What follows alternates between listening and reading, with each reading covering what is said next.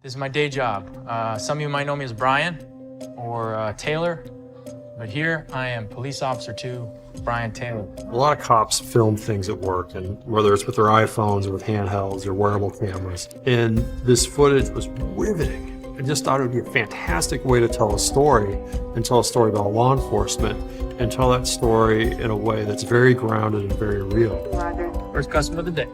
I hope they enjoy police service. I think we know the cop genre, obviously, but I think we haven't ever really seen or been inside what I would say is like an authentic ride-along. The director wrote Training Day. He wrote Fast and the Furious. Yeah. He wrote a lot of movies that are sort of on the streets and about the streets. You know, I didn't want to make another corrupt cop movie about LA. All right.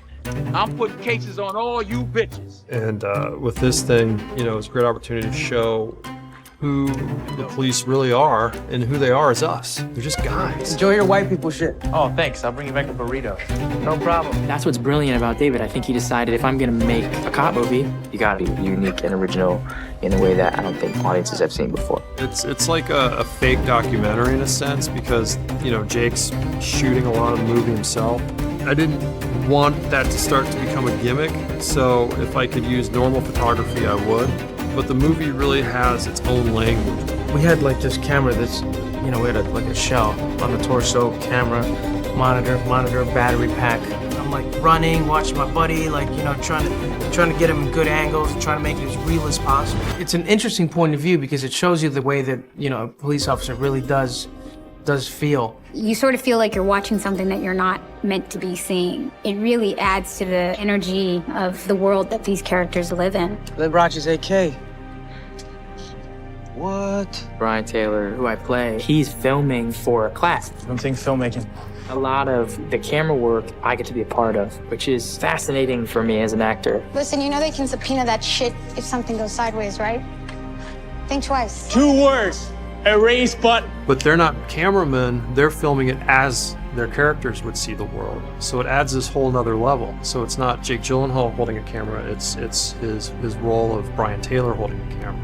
Dude, don't swear, man. I have to edit that out when you swear. We spent 5 months on the streets with LAPD 2 or 3 times a week, like 4 p.m. to 5 a.m. in the morning. We did probably over 50 ride-along. And the very first ride-along I was on, someone was murdered, which was a very tough thing to see. Consequently, throughout the experience, you know, there were a lot of things: stolen cars, domestic violence. For 5 months on the streets with, you know, police officers in the southeast side of Los Angeles, you're gonna see a lot of things. Drunk man outside the liquor store?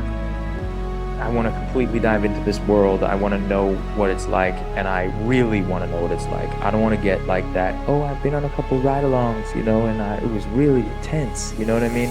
Like, we lived it, and I wanted to live it. Why don't you shoot that son of a bitch, man? You had him dead to rights.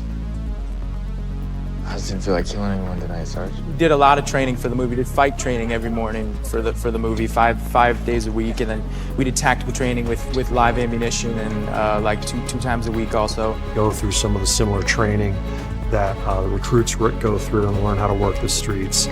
And some firearms training, some driving training. We were given a choice between pepper spray and tasing. He just wanted us to feel, you know, what it was like to be, you know, authentically beat up, you know, and to be able to beat someone up. I don't know when it happened, but after that, like after 3 months or something, like I was like, I feel like a cop.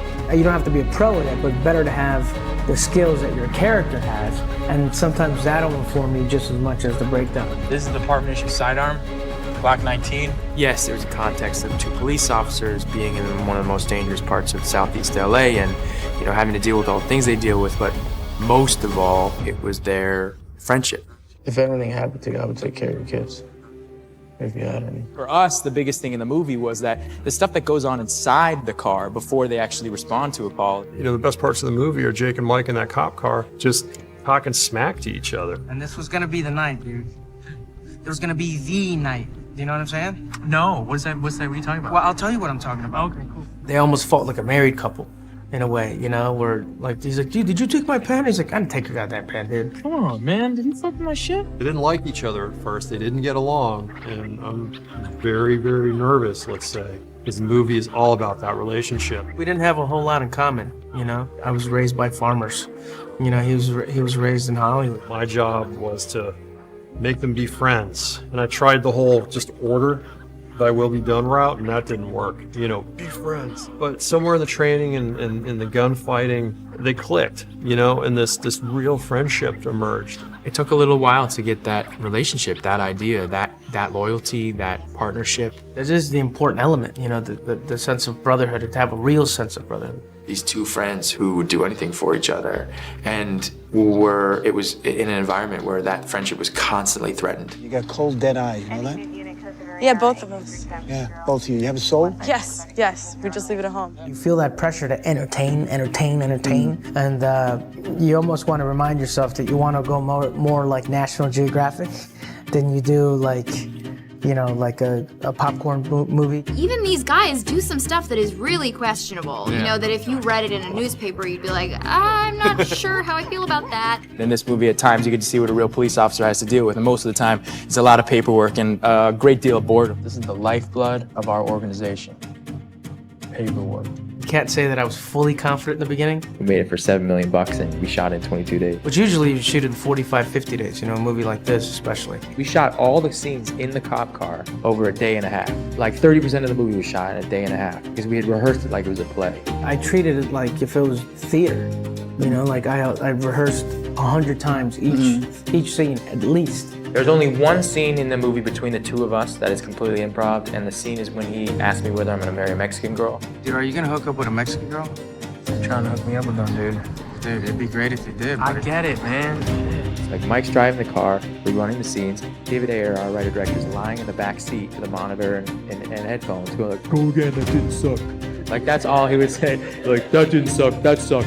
You know, and then go again, and we flip-flop between scenes. We do the marriage scene, do the Gabby scene, do this scene, do that scene. We were just flying like the whole day. It was like over in a flash, the production of the movie, but the preparation was months and months and months. It isn't like a found footage movie. It is a movie where we're allowed to exist in a 360-degree world at all times. A lifestyle movie, you know, and it's about these relationships, and it's about the woman who kisses her husband goodbye in the morning and doesn't know if he's going to come home at the end of the day. You know, there's something really noble in that. Well, law enforcement, the things they see the human condition in all its glory, good, bad, and ugly, and there's a life wisdom that comes from that, and then the stories. And so as a writer, I'm drawn to people with that real world wisdom. That guy's attacking my friend.